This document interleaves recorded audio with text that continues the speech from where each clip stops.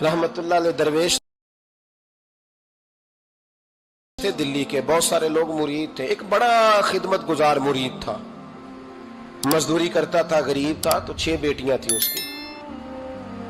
हजरत साहब के पास रोज आके कहता, हुजूर बच्चियों के लिए दुआ करें, अल्लाह कोई असबाब पैदा कर दे। एक बच्ची की शादी का खर्चा 1000 दिनार है और मैं गरीब हूं। हजरत साहब दुआ कर देते। खानका शरीफ के थोड़े ही फासले पर, हजरत जहां बैठ के मुरीदों की तरबियत करते थे, उससे थोड़ा ही फासले पर ना एक ईसाई रहता था, बड़ा मालदार था, बड़ी सारे ऊंट, गायें, भेड़, बकरियां रखी हुई थी और हजरत शरफुद्दीन रहमतुल्लाह अलैह की बड़ी मुखालफत करता था। और ये जो आपका गरीब मुरीद था, ये उसका पड़ोसी था। एक दिन बुला के ना उनको कहने लगा कि तू किधर जाके जो है वो टकरे मार रहा है, वहां से कुछ नहीं मिलने वाला। वो तुझे क्या देंगे जिनकी खानका खुद चंदे पे चलती है, मदरसा चंदे पे चलता है, मस्जिद चंदे पे चलती है, तेरी बेटी का मामला कहां हल होगा?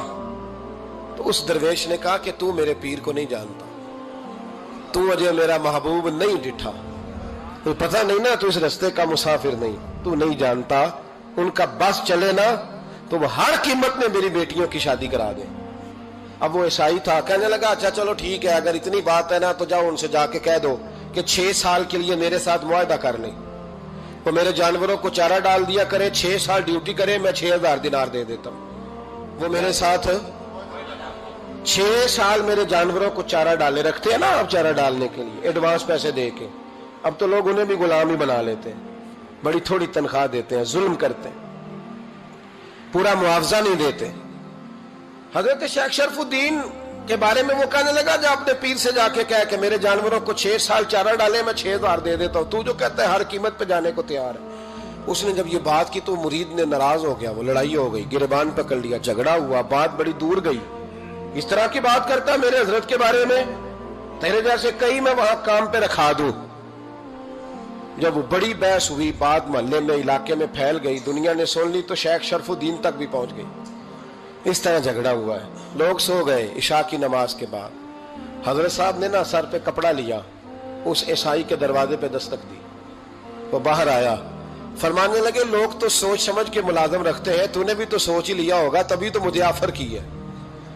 तू अपनी ऑफर पे कायम है?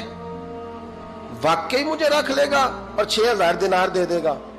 कहने लगा जा बाबा काम कर अपना। फरमाया नहीं, तूने इतने लोगों में बात की, इतनी बहस हुई, तो कायम है? कहने लगा मैं तो कायम हूं, पर आपने नहीं कायम रहना। फरमाया मैं सोच समझ के आया हूं। उसने कहा आप ड्यूटी करेंगे, भैंसों को चारा डालेंगे? फरमाया एक शर्त, बस जब अजान हो जाए ना तो मुझे रब की नमाज पढ़ने की इजाजत दे देना, बाकी सुबह शाम जो तू कहेगा। अगर उस गरीब की बेटियां ब्याही जाए तो मुझे और क्या चाहिए? उसकी 6 बेटियों का बोझ है उसके सर पे, तू मुझे रख ले। अल्लाह अकबर। वो कहने लगा चले पे मेरे साथ खते बंदगी कर ले। आजकल हम स्टाम करते हैं, उस जमाने में खते बंदगी होता था, गुलामी का खत, काजी शहर के पास, यानी उसका ख्याल था कि चलो स्टाम की बात करूंगा तो भाग जाएंगे। फरमाया चल मैं तैयार हूं। काजी तक गए, तय हो गया, 6000 दिनार दे दिए। हजरत ने मुरीद को बुलाया, फरमाया पुत्र ये ले जा, जा मेरी बेटियों को रवाना कर दे। कहने लगा हुजूर ये क्या कर रहे हो आप, कुछ सोचे? फरमाया यार जब तुझे बेटा बना लिया तो फिर मेरी पोतियां तो लगती हैं ना, मेरा हक तो बनता है ना, जा जाके ड्यूटी कर, उनको ब्याह दे। बात फैल गई। बादशाह भी अकीदतमंद था, वो 12000 दिनार लेके पहुंचा। क्या बताऊं इन रब के बंदों का दिल कैसा होता है, क्या दर्द होता है, क्या रंग। 12000 दिनार लेके बादशाह आया और आके हजरत को पेश किए का हुजूर आप दें इस ईसाई को, डबल दें और जाए काम करें।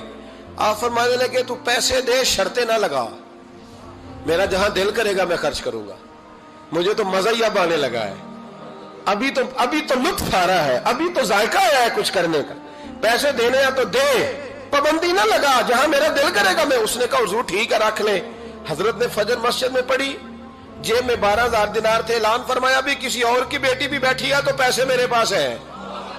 वो 12000 दिनार भी बांट दिया और 12000 दिनार बांट के ना तो फिर चले गए खेत में चारा काटने।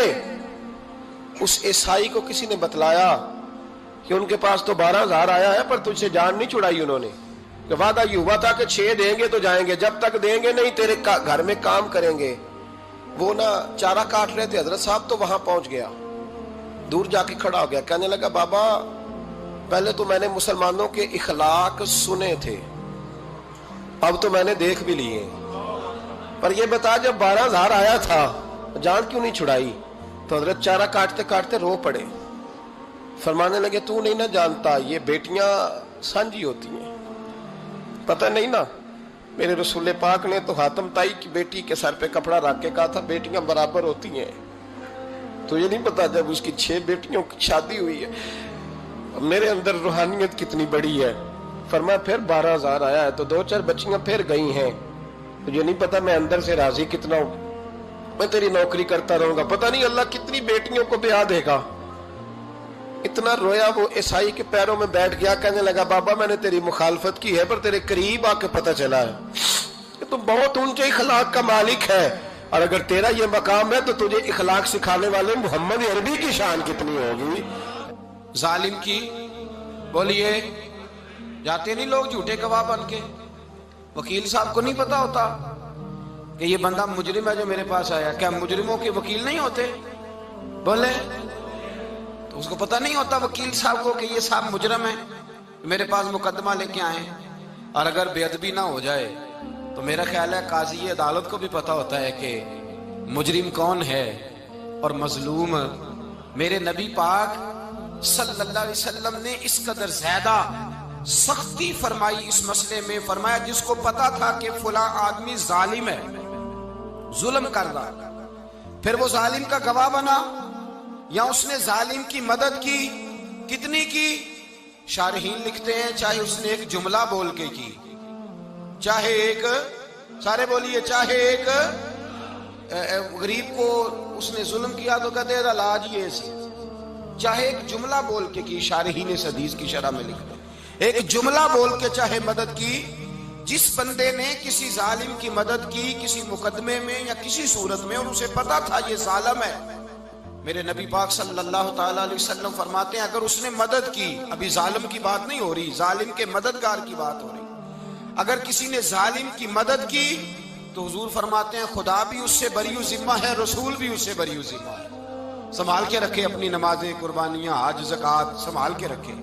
اگر ظالموں کا مددگار ہے, الیکشن آ لینے دے, آپ کو نظر آ جائے گا کون کون ظالموں کا مددگار ہے, نظر آ جائے گا. اپنی جیب سے لوگ پیسے دے کے ظالموں کی مدد کریں گے, ان کے فلیکس چھپوائیں گے, بورڈ لگوائیں گے, جیبوں سے پیسے دے کے. ہم نے خود آگ لگائی ہے چمن میں اپنے, بے سبب گردشی ایام کو الزام نہ دو, ہم نے خود نور کا ظلمت سے کیا ہے سودا, کر کے توہین سحر شام کو الزام نہ دو. ظالموں کے مددگار میدان میں آ گئے, یہ چھوٹا لفظ نہیں, میرے حبیب پاک صلی اللہ علیہ وسلم نے فرمایا جو ظالم کا مددگار ہے سن لے جو سجن کے ساتھ کچہری جاتا ہے, وہ یاد رکھے جو دوست کا گواہ بنتا ہے, وہ یاد رکھے جو کہتا ہے میں مانگی گیا تھا, مجھے بلایا گیا تھا قبضہ چھڑانے کے لیے کسی غریب بیوہ کی جائیداد پہ, وہ سن لے تو مدد کر کے نہیں آیا, تو خدا کے ذمے سے نکل گیا ہے. رسول پاک نے فرمایا تیرا میرا تعلق ختم ہو گیا, تو ظالم کا مددگار ہو گیا. پھر تو کہتا میں بے چین ہوں, میں بے قرار ہوں, میں آزمائش کا شکار ہوں. پلٹ کے دیکھ تو صحیح تیرا گناہ کتنا بڑا ہے. میرے نبی پاک صلی اللہ علیہ وسلم کا ایک اور فرمان سن لیں, ابن ماجہ ابو داؤد میں موجود ہے. اس حدیث کو آپ نے یاد کر لینا ہے, کر لیں گے انشاءاللہ, سارے کہیے انشاءاللہ کر لیں گے یاد. حضور صلی اللہ علیہ وسلم نے فرمایا اگر تو ظالم کی مدد کرے گا نا, یہ لفظ دل کی تختی پہ لکھ لینا, یہ مکافات عمل ہے, مکافات عمل دنیا, ادھر کرو گے تو ادھر بھرو گے. فرمایا اگر تو کسی ظالم کی مدد کرے گا, سن لے حضور کا فرمان ہے, اگر تو ابن ماجہ ابو داؤد سیاہ میں موجود ہے, فرمایا اگر تو کسی ظالم کی مدد کرے گا تو رب تعالیٰ مرنے سے پہلے تیرے اوپر بھی ظالم کو مسلط کر دے گا. تیرے اوپر بھی ایک دفعہ ظلم ضرور ہوگا اگر تو ظالم کی, وہ کسی صورت میں بھی ہو سکتا ہے, کسی صورت میں بھی تیرا بیٹا ہی اٹھ کے ظلم کر دے گا, تو الجھ جائے گا, کسی نہ کسی جگہ تیرے لیے تباہی کا سامان ہوگا, تیرے اوپر ظلم ہوگا, اس لیے کہ تو ظالموں کا مددگار ہے. چاہیے یہ تھا کہ تو مظلوم کی مدد کرتا, انسانی ایمانی یقین کا فریضہ سر انجام دیتا, تو ظالموں کا مددگار ہو گیا. ٹٹول کے دیکھ لیں, رزلٹ نکال کے دیکھ لیں, ہمارے زمانے میں ظالموں کے مددگار زیادہ ہیں. इतनी लंबी जुबानें निकाल के जालिमों की मदद करते हैं। बड़े बड़े कालम नवीस अल्लाह ने उन्हें कुदरत दी लिखने की, तो अपना कलम जालिमों की मदद में खर्च करते हैं। वो लोग जिनको अल्लाह तबारक व तआला ने कुदरत दी, हिम्मत दी, ताकत दी, कुछ लोग उनके हल्का अहबाब में वो अपने लोगों को इस्तेमाल करके जालिमों की मदद करते हैं, जालिमों की मदद करते हैं। मेरे नबी करीम सैयद आलम नूर मुजस्सम सल्लल्लाहु अलैहि वसल्लम ने फरमाया, अगर तूने जालिम की मदद की तो जब तक तू तौबा नहीं करेगा रब तुझसे नाराज ही रहेगा। अल्लाह तुझसे, ओ भाई जिससे रब भी नाराज हो गया, न खाना न पीना न सोना न जागना न नींद, फिर तेरी हर चीज तेरे लिए आजमाइश हो जाएगी, फिर तेरा साया भी तेरे लिए खौफ का सामान बनेगा, फिर जिंदगी जीती जागती लाश बन जाएगी, तो अपने कंधों पर अपनी मैयत उठाए फिरेगा जब तू जालिम का मददगार होगा।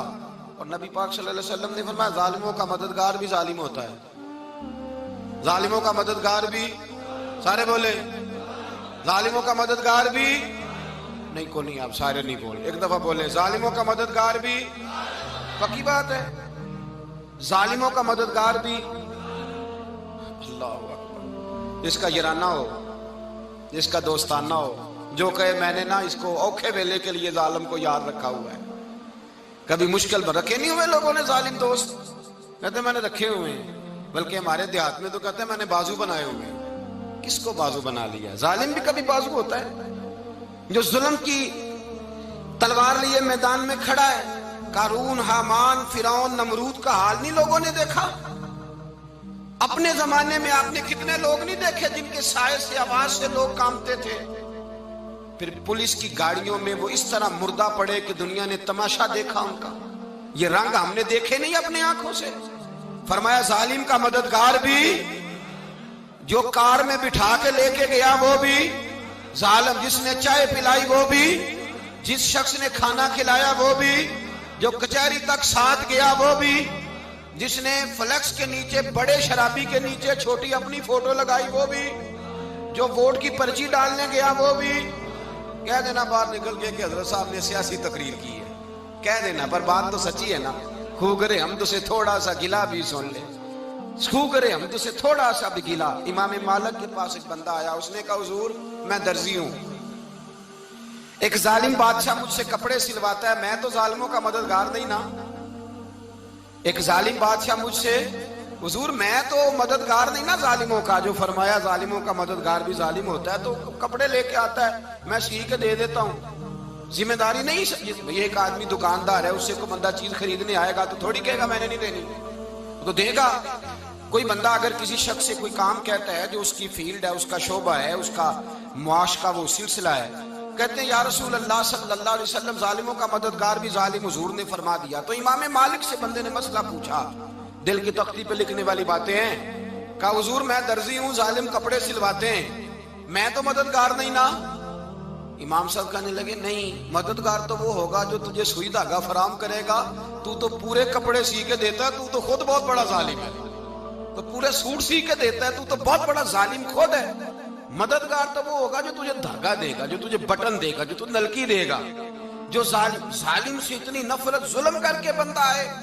यहां तो हमारे जमाने में हीरो बन जाते हैं लोग, जालिम हीरो है, लोग उससे डरते फिरते हैं, घूमते फिरते हैं, और बहुत सारे कम मिजाज लोग उसके पीछे हाथ बांध के फिरते हैं। जालिमों की मदद करना, जालिमों के साथ रहना, ये जुल्म है, जुल्म, ये ज्यादती है। मेरे नबी पाक सल्लल्लाहु ताला अलैहि वसल्लम ने इरशाद फरमाया, याद रखो, रब फरमाता है मैं मजलूम की मदद जरूर करूंगा, चाहे जल्दी करूं चाहे देर से करूं, मैं मजलूम की मदद। और हुजूर सल्लल्लाहु अलैहि वसल्लम ने फरमाया है, हजरत माज बिन जबल कहते हैं, हुजूर ने मुझे यमन का गवर्नर बनाया। जब मैं जाने लगा ना, तो हुजूर ने बड़ी नसीहतें की, बुखारी में मौजूद है। फरमाते हैं, जब मैं पलटने लगा तो मेरे रसूल ने फरमाया, माज एक मिनट ठहर जा, एक बात मेरी याद रखना, इसको ना भूलना। कहा, हुजूर क्या? फरमाया, देखना किसी पे जुल्म ना कर बैठना, कहीं तुझसे ज्यादती ना हो जाए। महबूबा फिर हुजूर ने फरमाया, सुन मेरे माज, मैं तुझे गवर्नर बना रहा हूं, ज्यादती ना कर बैठना। या रसूल अल्लाह सल्लल्लाहु अलैहि वसल्लम क्या होता है? तो मेरे करीम ने फरमाया, जब मजलूम दुआ के लिए हाथ उठाता है तो अर्श का मालिक कहता है, फरिश्तों पीछे हट जाओ। अर्श का मालिक कहता है फरिश्तों पीछे हट जाओ।